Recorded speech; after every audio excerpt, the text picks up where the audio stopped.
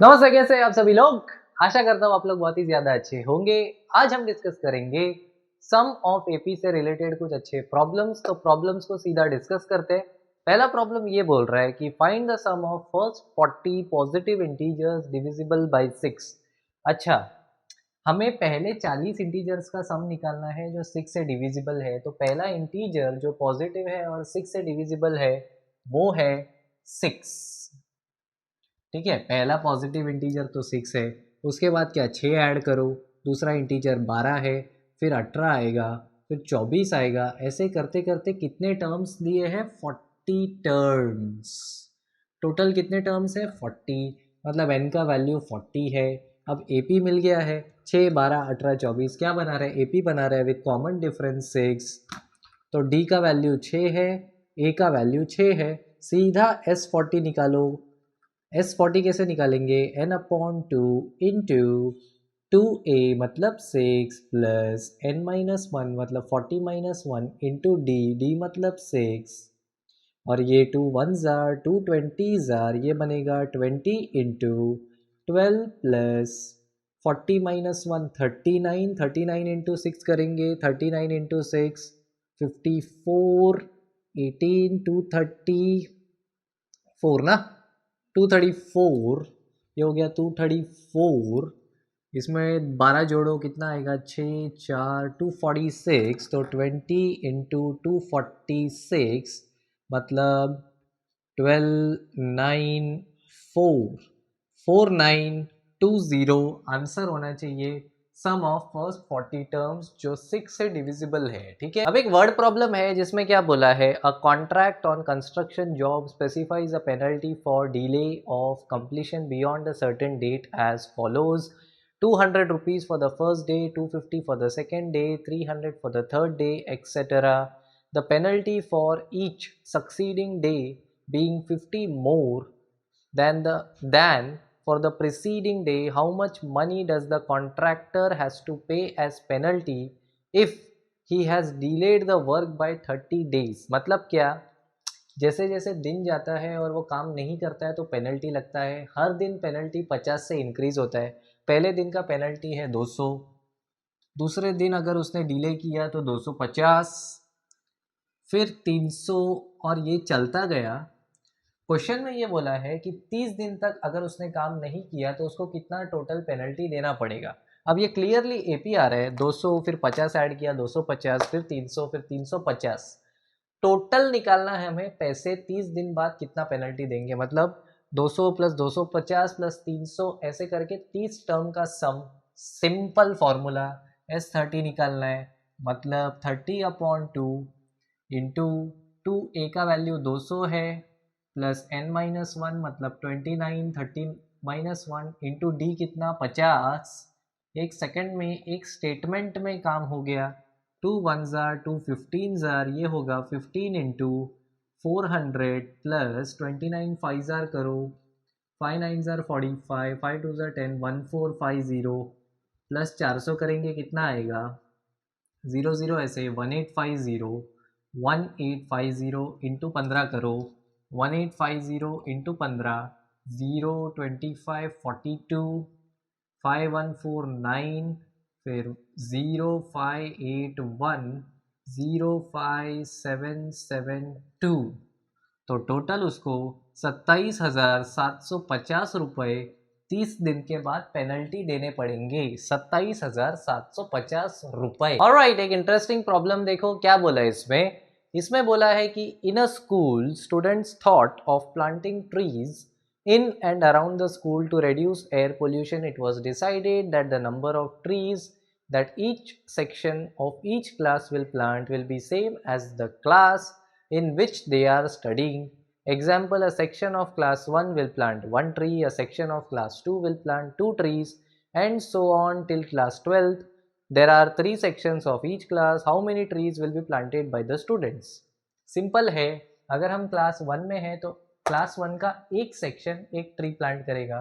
Class 2 में है तो क्लास 2 का एक सेक्शन 2 ट्रीज प्लांट करेगा। क्लास 3 में है तो उसका एक सेक्शन 3 प्लांट करेगा। ऐसे करते करते पहले सेक्शन में क्लास 1 के पहले सेक्शन ने 1 किया, फिर क्लास 2 के 2, 3, ऐसे करते करते क्लास 12 तक गए तो 12 ट्रीज प्लांट हो जाएंगे, ठीक है। तो 1 2 3 4 5 6 चल के 12 तक गए। क्या है ये? एपी है। इसका S12 निकालो, टोटल ट्रीज निकालने बोला है, कितना प्लांट हुआ। अब ये S12 सिर्फ एक सेक्शन का है, हमें 3 सेक्शंस का पूछा है कि हर क्लास में 3 सेक्शंस है। तो अगर एक सेक्शन का मिल गया तो उसको मल्टीप्लाई कर देंगे 3 से, फाइनल आंसर आ जाएगा। तो इसका सम निकालते हैं, ये होगा n/2 मतलब 12/2 इंटू 2a मतलब 2 इंटू 1 प्लस n-1 मतलब 12-1 इंटू डी जो कि 1 है। सिंपल 12/2 6 होता है, ये होगा 2 + 11, ये होगा 6 इंटू 13, ये हो जाएगा 1878। एक सेक्शन ने मिलकर 78 ट्रीज प्लांट किए, तो टोटल कितना होगा? 78 इंटू 3, हमें 3 सेक्शंस का निकालना है, मतलब 24 7 3 7 21 234 ट्रीज, पूरा का पूरा 12वीं तक 3 सेक्शंस मिलके 234 ट्रीज प्लांट करेंगे। अब इस प्रॉब्लम को देखो, ये भी एक इंटरेस्टिंग प्रॉब्लम है। इसमें क्या बोला है? अ spiral is made up of successive semi circles with centres alternately at A and B, starting with center at A of radii 0.5, then 1 centimeter, 1.5 centimeter, 2 centimeter, and so on. What is the total length of such a spiral made up of 13 consecutive semicircles? Take pi equal to 22/7. Okay, ये figure दिया है question में, ठीक है। ये figure दिया है और हमें क्या बोला है? देखो, पहले ए पे रखा और एक स्पाइरल बनाया, कितना? 0.5 रेडियाई का। फिर बी पे रखा, फिर एक स्पाइरल बनाया 1 सेंटीमीटर का। फिर वापस ए पे रखा, 1.5 का एक स्पाइरल बनाया। और ऐसे हमने कहानी चलाई 13 स्पाइरल्स तक। हमें बोला है कि ये जो स्पाइरल बना है, ये जो सेमी सर्कल बना है, टिंग टिंग, ये ए पे रख के बनाया, फिर ये बी पे रख के बनाया, फिर ये ए पे रखा और उसके बाद ये बनाया, फिर बी पे रखा, फिर ये बनाया, ठीक है। हमें बोला है 13 स्पाइरल्स ऐसे हमने बनाए, उसका लेंथ बताओ। अब अगर पूरा सर्कल होता, ठीक है, पूरा सर्कल का सरकमफेरेंस क्या होता है? पूरे सर्कल का सरकमफेरेंस होता है 2πr। अब यहाँ पे तो सेमी सर्कल है, तो सेमी सर्कल का सरकमफेरेंस होगा 2πr/2 यानी πr। सरकमफेरेंस मतलब इसका ये लेंथ। अब ये सीधा लाइन तो नहीं है ना कि सीधा ये रेडियाई दिया है तो 2r करके काम हो जाएगा। यहाँ पे चीज़ें थोड़ी टेढ़ी मेढ़ी है, सर्कुलर है, तो πr उसका सरकमफेरेंस होता है या पेरीमीटर होता है। हमारे पास रेडियाई दिया है 0.5, 1, 1.5, 2, 2.5 और ऐसे चलते जाएगा ये, ठीक है। तो पहले वाले का रेडियाई है 0.5, तो सरकमफेरेंस क्या होगा? पाई इंटू आर, मतलब पाई इंटू 0.5, तो ये बनेगा 0.5 पाई, 1 पाई, 1.5 पाई एंड 2 पाई, और ये चलती जाएगी कहानी, ठीक है। अब ये माइनस ये करेंगे अगर, तो d का क्या वैल्यू आता है? d का वैल्यू आता है 0.5 पाई। ये क्लियरली एक एपी है जिसका फर्स्ट टर्म ये है, d का वैल्यू ये है। हमें क्या करना है? हमें 13 स्पाइरल्स का लेंथ निकालना है। ये एक स्पाइरल का लेंथ है, ये 2 स्पाइरल का, ये 3 स्पाइरल का, तो 13 का चाहिए तो सम निकालना पड़ेगा S13। तो ये हो जाएगा 13/2 n/2 इंटू 2a मतलब 0.5 पाई प्लस n-1 मतलब 12 इंटू डी मतलब 0.5 पाई। सिंपल। अब इसको ही सॉल्व करना है। ये होगा 13/2 इंटू ये बनेगा पाई प्लस 6 पाई, ये बनेगा 13/2 इंटू 7 पाई। अब पाई का वैल्यू 22/7 लेने बोला है, तो इसको लिख दो 22/7, 7 7 कैंसल, 2 1 जार 2 11 जार, तो 11 इंटू 13 होगा 3 4 1 143 सेंटीमीटर्स। तो 13 स्पाइरल्स का लेंथ क्या हुआ? 143 सेंटीमीटर्स। बस इतना ही। इसमें एक ट्विस्ट ये था कि हमें सरकमफेरेंस लेना था। रेडियाई तो एपी में था ही, पर रेडियाई नहीं लेना है, सर्कमफेरेंस को लेना है, ठीक है। इस प्रॉब्लम में क्या बोला है, इसमें बोला है 200 logs are stacked in the following manner, 20 logs in the bottom row, 19 in the next row, 18 in the next row next to it, and so on. In how many rows are 200 logs placed and how many logs are in the top row? Total कितने logs है, वो जो wooden log है वो total कितना है 200, मतलब, और पहले वाले रो में 20 रखा है, उसके ऊपर 19, फिर 18, उसके ऊपर 17 आएगा। ऐसे करते करते करते ये बताना है कि पहले वाले इसमें जो टॉप रो आएगा उसमें कितने लॉग्स है और कितने रोज पॉसिबल है। अब एक बात बताओ, पहले वाले रो में 20 आया, फिर 19 आया, फिर 18 आया, ठीक है, और टोटल हमारे पास 200 ही लकड़ी का वो जो लॉग है वो है। तो जब हम इन सारी चीज़ों को ऐड करेंगे तो टोटल कितना आना चाहिए 200, मतलब सम दिया है 200, ठीक है, सम दिया है 200। ये 20 है, 19 है, 18 है, आगे 17 आएगा। ये क्या बना रहा है, एपी बना रहा है, जहाँ पे डी का वैल्यू कितना है 19 माइनस 20 मतलब -1, ए का वैल्यू कितना है सिंपल 20। अब हमें एसएन निकालना है। एसएन क्यों निकालना है, एसएन इसलिए निकालना है क्योंकि हमें नंबर ऑफ रोज चाहिए। नंबर ऑफ रोज मतलब ये एक रो है, ये दूसरा रो है, ये तीसरा रो है, चौथा रो है, मतलब नंबर ऑफ टर्म्स ही हुआ ना। तो क्वेश्चन में नंबर ऑफ रोज बोला है तो एसएन निकालते हैं। n/2 इंटू 2 ए की जगह आएगा 20 plus n-1 as it is, D का वैल्यू -1, ये इक्वल होगा 200 के।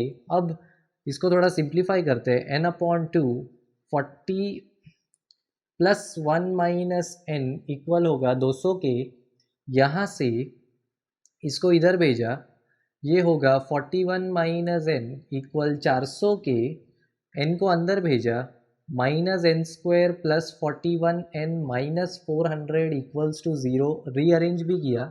अब यहाँ माइनस देखने का आदत नहीं है, पूरे को माइनस से मल्टीप्लाई किया, क्या होगा, ये बन जाएगा n square minus 41n plus 400 equals to 0। अब क्या फैक्टराइजेशन मेथड, 1 इंटू 400 किया 400, 400 के दो फैक्टर्स जिनको प्लस करेंगे तो -41 आंसर आना चाहिए। तो प्राइम फैक्टराइजेशन करते, 200s are 200s are 250s are 225s are 5 are 5 1s are। तो 1 2 3 4 2 है, 2 5 है। अब क्या फैक्टर्स बन सकते हैं जिसको प्लस करने पे 41 आए, ये कितना हुआ 4 और 16, 25 और 16 को ऐड किया कितना आता है 5 6 11 3 1 41, परफेक्ट। 25 और 16 दो फैक्टर्स है, तो n square minus 25n minus 16n plus 400 equal है 0 के। n कॉमन लिया, n माइनस 25 माइनस 16 कॉमन लिया, जो इधर है वही इधर आता है, n माइनस 25 इक्वल होगा 0 के। तो n होगा इक्वल 25, सॉरी डायरेक्ट नहीं लिखता हूँ, फिर से n माइनस 25 कॉमन है, उसको लिया, फिर n माइनस 16 इक्वल 0 के। दो चीज़ को मल्टीप्लाई किया, आंसर 0 आ रहा है। इसका मतलब n 25 हो सकता है और n 16 हो सकता है। अब n के दो वैल्यूज़ आए, n के दो वैल्यूज़ आए मतलब क्या, 25 रोज़ पॉसिबल है या 16 रोज़ पॉसिबल है। अब देखते हैं, जब 25 रोज़ पॉसिबल है तो फर्स्ट रो में कितना आएगा, जब 25 रो पॉसिबल है तो a का क्या वैल्यू आएगा। इसमें a हमने उल्टा चालू किया है, ठीक है, एकदम टॉप रो पे कितना लॉग आ सकता है वो देखते हैं। n का वैल्यू आया 25 और how many logs are in the top row. जब n का वैल्यू 25 है तो a का वैल्यू क्या आता है देखते हैं। हमें क्या पता है, हमें पता है a n निकालना है, a nth, यहाँ पे a25 लास्ट वाला ना, तो a25 निकालेंगे। a है 20 प्लस n-1 मतलब 25 माइनस 1 इंटू डी मतलब -1, ये होगा 20 प्लस 25 माइनस 1 24 इंटू -1। अब ये क्या हुआ 20 माइनस 24, 20 माइनस 24 आया -4। इसका मतलब क्या, इसका मतलब ये कि अगर आप n लेते हो 25 तो -4 हो जाता है आपका लास्ट वाला टर्म। इसका मतलब लॉग्स खत्म हो गए ना, लॉग्स 200 ही है अपने पास।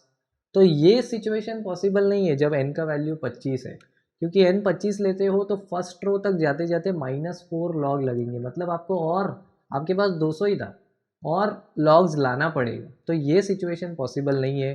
दूसरा है n = 16। जब n 16 है तो an क्या आएगा, a प्लस n-1, मतलब 16 - 1 इंटू डी मतलब -1, तो 20 - 15 मतलब 5। तो an आया 5। मतलब क्या, जब आपके रोज 16 है तो टॉप वाले रो पे 5 लॉग्स होंगे।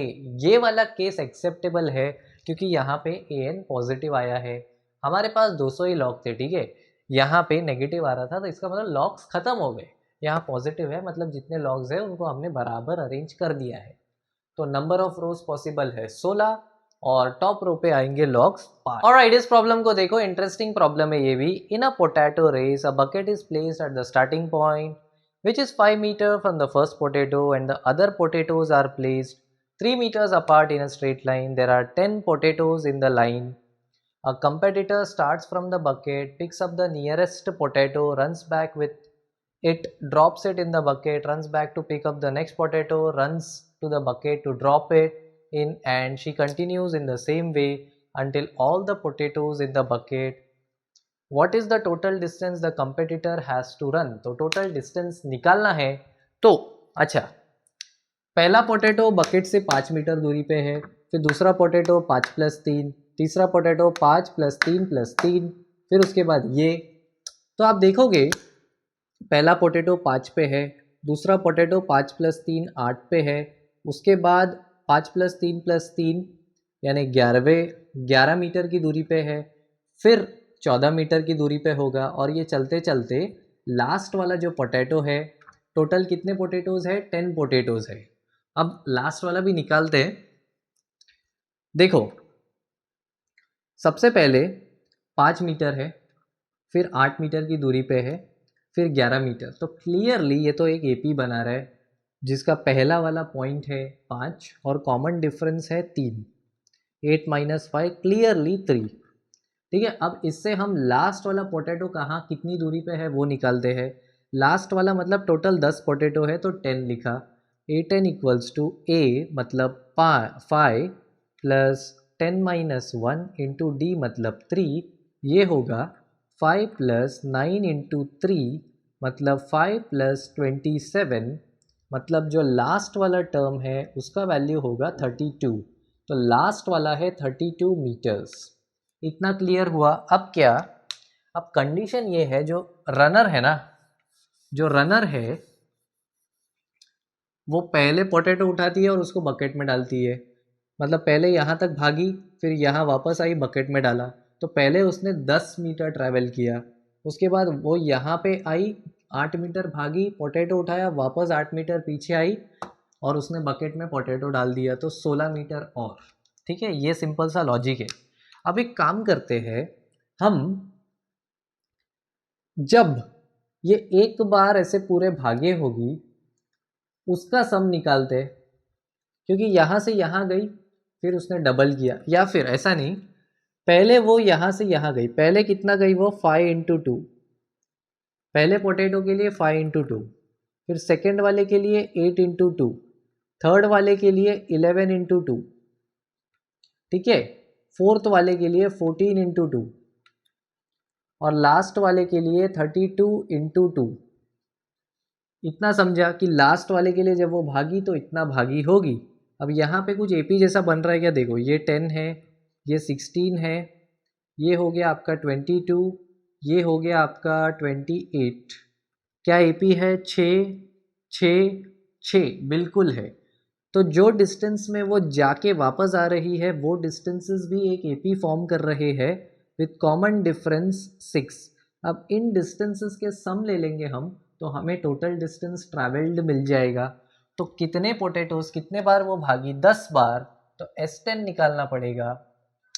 10/2 × 2A मतलब 2 × 10 प्लस n-1 मतलब 9 इंटू डी है 6, ये बन जाएगा 5 इंटू 20 प्लस 54, ये बन जाएगा 5 इंटू 74 मतलब 5 4 20 35 370 मीटर्स रनर ने दौड़े होंगे पोटैटोज कलेक्ट करने के लिए। तो ये कुछ हमने बढ़िया वाले प्रॉब्लम्स एपी से रिलेटेड, सम ऑफ एपी से रिलेटेड डिस्कस कर लिए। आशा करता हूँ आपको ये वीडियो पसंद आया होगा। Thank you so much guys ये वीडियो देखने के लिए। Bye bye and take care.